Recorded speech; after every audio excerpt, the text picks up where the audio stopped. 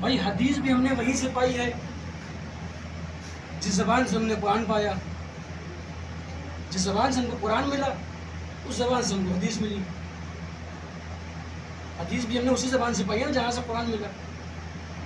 میں فرق بتا دوں کہ دونوں میں فرق کیا ہے. ایک مثال دوں. آپ نے کسی بڑے افسر کو خط لکھا، اپلیکیشن لکھی کہ بھیا میرے ساتھ یہ پریشانی ہے، آپ ذرا حکم دے دیے تاکہ نیچے کام ہو جائے. آپ نے اس کو اپلیکیشن دی اور اس نے حکم لکھا، اپنی مہر لگائی اور اپنی سیکرٹری کو تھما دیا. اب آپ کی فکر میں یہ آیا کہ ایسا نہ ہو کہ یہ میرا اپلیکیشن جو ہے پھنسا کے یہیں پر رہ جائے. تو اس سے کہا کہ بھیا ایسا کریے، آپ نے اتنا احسان کر دیا، ایک احسان اور کر دیے کہ آپ فون پہ ان کو تاخیر کر دیے کہ میرا کام ہو جائے. تو اس نے فون اٹھایا اور کہہ دیا کہ بھیا دیکھ لو، میں نے بھیجا ہے، ان کا کام ہو جانا چاہیے، ان کے یہاں پر ان کا کوئی کام پھنسا نہیں جانا چاہیے.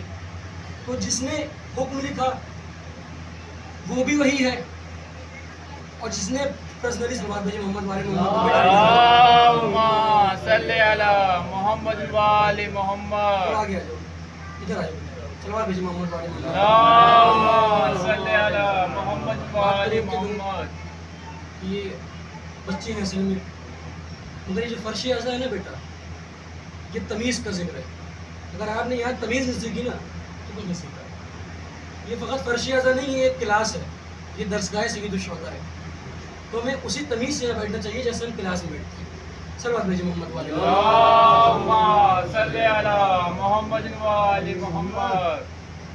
تو بہرحال جس نے حکم لکھا وہ بھی وہی آدمی ہے، اور جس نے کال پہ تاخیر کی ان کا کام ہو جانا چاہیے وہ بھی وہی آدمی ہے. تو معلوم یہ ہوا کہ پروردگار نے جو سرکاری کام، جب سرکاری حکم دیا تو وہ قرآن کی فائل میں رکھ کے بھیجا، اور جو پرائیویٹ بات کرے اسے حدیث کہتے ہیں. صلوات بھیجی محمد والے اللہم صلی علی محمد وآل محمد. سمجھ میں آیا کہ حدیث کسے کہتے ہیں؟ دونوں خدا کی طرف سے آئے ہیں. جو پرائیویٹ بات ہوئی ہے اسے حدیث کہتے ہیں، جو سرکاری بات ہوئی ہے جو قرآن کے فائل میں بند ہو کر آئے اسے قرآن کہتے ہیں، اسے سورہ کہتے ہیں. تو اسی لیے حدیث اور قرآن میں ایک معیار مقرر کر دیا رسول خدا نے، کیا کہ جو حدیث قرآن سے ٹکرائے، جو صلوات بھیجی محمد والے اللہم صلی علی محمد وآل محمد. کہ جو حدیث قرآن سے ٹکرائے وہ حدیث مردود ہے، وہ میرا قول نہیں ہے. صلوات بھیجی محمد اللہم صلی علی محمد وآل محمد. وہ میرا قول نہیں ہے، وہ قول مردود ہے. جو حدیث قرآن سے ٹکرائے وہ قول میرا نہیں ہے، وہ قول مردود ہے. تو میں ایک مسئلہ اور حل کر دوں کہ لوگ کہتے ہیں کہ ہم اصحاب کو نہیں مانتے. بھائی جہاں سے ہمیں اہل بیت ملے وہاں سے ہمیں اصحاب ملے. ہم اصحاب کو بھی مانتے ہیں، ہم رسول کو بھی مانتے ہیں. ہم اصحاب کو بھی مانتے ہیں، ہم اہل بیت کو بھی مانتے ہیں.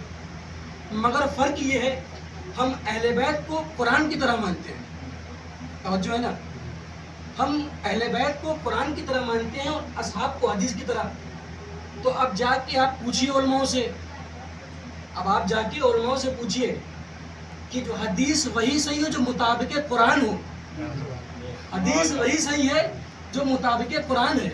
جو حدیث قرآن کے مطابق نہیں ہے وہ قول مردود ہے، اور جو شخص اہل بیت کے مطابق نہیں ہے وہ انسان مردود ہے. صلوات بھیجی محمد والے اللہم صلی علی محمد وآل محمد. یا علی بلند صلوات. اللہم صلی علی محمد وآل محمد. صلوات بھیجتے محمد والے محمد. صلوات بھیجی محمد والے محمد. اللہم صلی علی محمد وآل محمد. ابھی یہ ایسا ہو رہا ہے کہ آج جگہ شیطان نے اچھے سے گھر کے رکھا ہوا ہے. ایک بلند ترین صلوات بھیجی مضبوط عالم اللہم صلی علی محمد وآل محمد.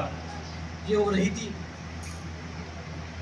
قول کو میں نے آپ کی سماعتوں کا نظر کیا، جس حدیث کو میں نے آپ کی سماعتوں کا نظر کیا، اولنا محمد، آخرنا محمد، اوسطنا محمد، وکلنا محمد، ہم سب کے سب محمد ہیں۔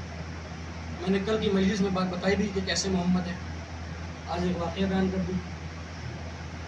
رسول خدا کے پاس ایک شخص آیا، آنے کے بعد کہنے لگا یا رسول اللہ، اگر میں اپنے پورے قبیلے کو مسلمان بنا دوں تو آپ مجھے کیا دیں گے؟ اگر میں اپنے پورے قبیلے کو مسلمان بنا دوں تو آپ مجھے کیا دیں گے؟ تو رسول نے کہا کہ اگر تم نے پورے قبیلے کو مسلمان بنا دیا تو میں تمہیں 100 اونٹ سرخ بالوں والا دوں گا۔ وہ خوش ہو گیا، یا رسول اللہ اچھی بات ہے، میں جا رہا ہوں اپنے قبیلے میں اور لوگوں کو مسلمان بناؤں گا۔ پھر کچھ سوچا بیٹھ گیا، کیا رسول اللہ آپ صادق ہیں، امین ہیں، مگر ایک تحریر لکھ کے دے دیجئے۔ ارے وہ تحریر لکھ کے دے دے تو کیا بات ہوگی؟ رسول اللہ نے کہا ٹھیک ہے، کاغذ قلم لو۔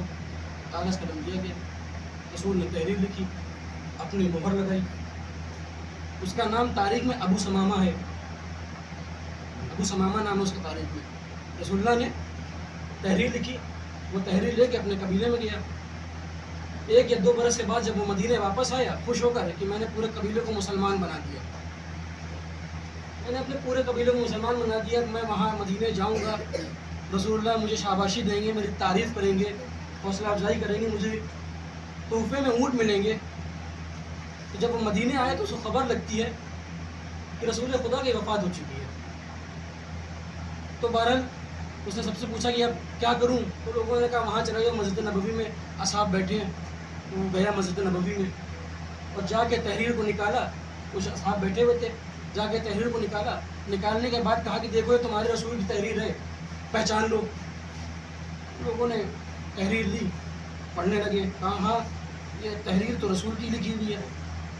تو معلوم یہ ہوا کہ یہ فکر بعد میں آئی کہ رسول لکھنا نہیں آتا تھا رسول کو، مطلب یہ فکر بعد میں آئی ہے کہ رسول کو لکھنا نہیں آتا تھا۔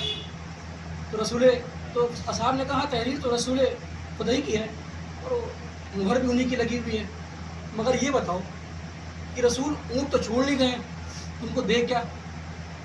اب جب اس نے یہ سنا کہ اونٹ تو ملیں گے نہیں تو غصے میں آ گیا، کہنا تو نعوذ باللہ، تو میں یہ کہہ دوں کہ تمہارا رسول نعوذ باللہ خاکم باللہ تمہارا رسول جھوٹا تھا، اس نے وعدہ کیا نبھایا نہیں۔ کہنا جب کوئی رسول اونٹ چھوڑ ہی نہیں گئے ہیں تو تمہیں دیا کیا جائے؟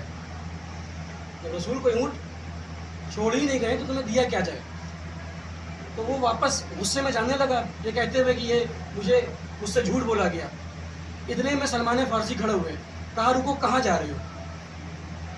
ہم سب کے سب محمد ہیں، اس کو ذہن میں رکھیے گا، رکو کہاں جا رہے ہو؟ اس نے کہا میں اپنے قبیلے میں واپس جا رہا ہوں، بتاؤں گا ایسا ایسا ماجرا ہوا ہے۔ کہا تم سے وعدہ کس نے کیا تھا؟ کہا محمد نے کیا تھا۔ کہتا پورا کون کرے گا؟ کیا بھائی وعدہ کس نے کیا تھا؟ رسول اللہ نے کیا تھا، محمد نے وعدہ کیا تھا۔ تو سلمان فارسی نے کہا تو پورا کون کرے گا؟ کہا کرنا تو محمد کو چاہیے، تو کہنے چلو اس کے در پہ۔ سلمان فارسی مولا علی کے در پہ لائے، در پہ لانے کے بعد آواز دی یا علی کوئی ملنے آیا ہے۔ سلمان فارسی نے کہا یا علی کوئی ملنے آیا ہے۔ اندر سے مولا علی کے جواب آیا ابو سمامہ سے کہہ دو کہ اس کا تحفہ اسے کل دوپہر میں مل جائے گا۔ صلوات بھیجے محمد والے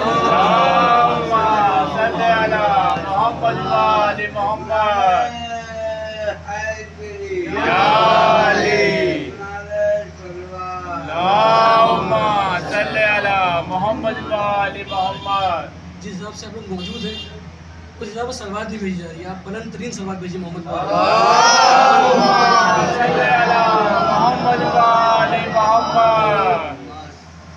امام علی نے آواز دی کہ ابو سمامہ سے کہہ دو کہ کل دوپہر میں اس کا تحفہ مل جائے گا۔ مولا علی نے دیکھا تک نہیں کون آیا ہے، اب مدینہ اکٹھا ہو گیا کہ علی اس کو 100 اونٹ دیں گے، مولا علی اس کو 100 اونٹ دیں گے۔ مولا علی نے ایک مقام پہ بلایا شہر کے باہر پہاڑی کے پاس، کہا یہاں آ جانا، پورا مجمع اکٹھا ہو گیا۔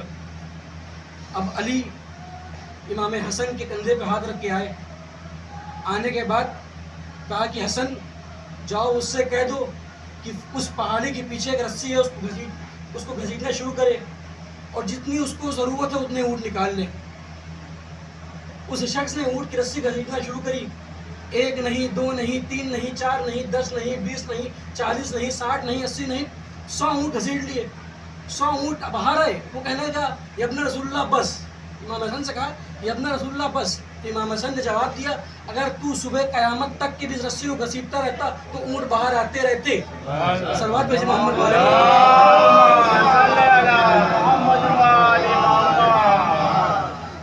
توجہ ہے نا کہ جو وعدہ رسول اللہ نے کیا اس کو نبھایا کس نے؟ آل رسول نے نبھایا. کیوں؟ کیونکہ وہ سب کے سب محمد ہیں. مولانا جی کا یہ واقعہ بیان کیا. اجازت دی ایک اور بیان کرتے. دربار 2 شخص سفر میں تھے. ایک غلام اور ایک مالک. رات میں کھانا کھایا صبح سو گئے. رات میں کھانا کھا کے سو گئے. صبح جب اٹھے تو دونوں ایک دوسرے سے کہہ رہے ہیں میں مالک. مالک کہہ رہا ہے میں مالک. غلام کہہ رہا ہے میں مالک. اب دونوں میں بحث ہونے لگی. مالک کہہ رہا ہے میں مالک. غلام کہہ رہا ہے میں مالک. تو بڑا ماجرا خراب ہو گیا.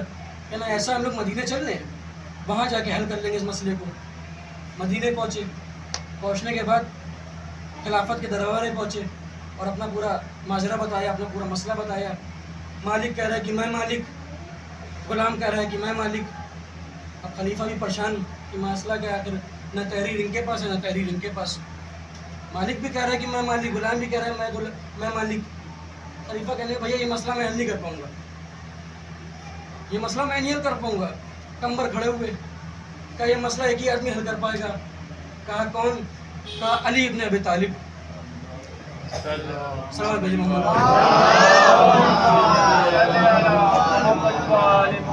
مولا علی اس مسئلے کو حل کر پائیں گے. خالی صرف مولا علی اس مسئلے کو حل کر پائیں گے. تو سب نے کہا ہاں مولا علی حل کر پائیں گے. علی کو بلایا جائے. علی کو بلایا جائے. علی دربار میں آئے. آنے کے بعد کچھ نہیں پوچھا. کہا تم دونوں میں دونوں لوگ دعویٰ کر رہے ہو کہ میں مالک میں مالک. کہہ رہے ہاں یار ہاں علی ہم دعویٰ کر رہے ہیں علی کہ میں مالک. مالک کہہ رہا ہے کہ میں مالک. غلام کہہ رہا ہے کہ میں مالک.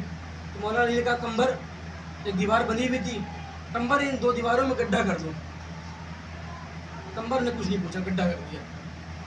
دونوں سے کہا کہ جاؤ دیوار کی اس طرف پہ جاؤ اور اپنے سر باہر نکال دو. دونوں گئے.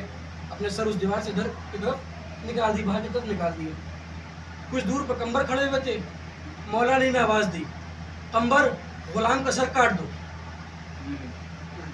کمبر غلام کا سر کاٹ دو. کمبر نے تلوار کو نکالا اور آگے بڑھنے لگے. بس جیسے کمبر کو دیکھا غلام نے کہ تلوار نکالے ہوئے آگے بڑھنے, غلام نے فوراً سر باہر نکال لیا. فوراً سر باہر نکال لیا. تو لوگوں نے پوچھا اتنے دیر سے تم بہت بحث کر رہے تھے کہ میں مالک میں مالک. زمین تم پیچھے کیسے ہٹ گئے؟ تو کہنے لگا میں غلامی سے نجات پانے کے لیے اپنے آپ کو مالک بتا رہا تھا. اپنے پیروں میں موت کی بیڑیاں نہیں ڈالنا چاہ رہا تھا. صلوات بھیجیں محمد والے محمد. پیروں میں موت کی بیڑیاں نہیں ڈالنا چاہ رہا تھا. کسی شخص نے پوچھا کہ ارے کیسے ممکن ہے؟ کمبر کو کیسے پتا ہوتا کہ تم مالک ہو یا غلام؟ تو کہہ رہا ہے غلام بھی عجیب تھا. کہہ رہا تم کو پتہ نہیں ہے کہ جس کی تلوار 70 نسلیں دیکھ لے اس کا غلام کس منزل پہ ہوگا؟ صلوات بھیجیں محمد والے محمد.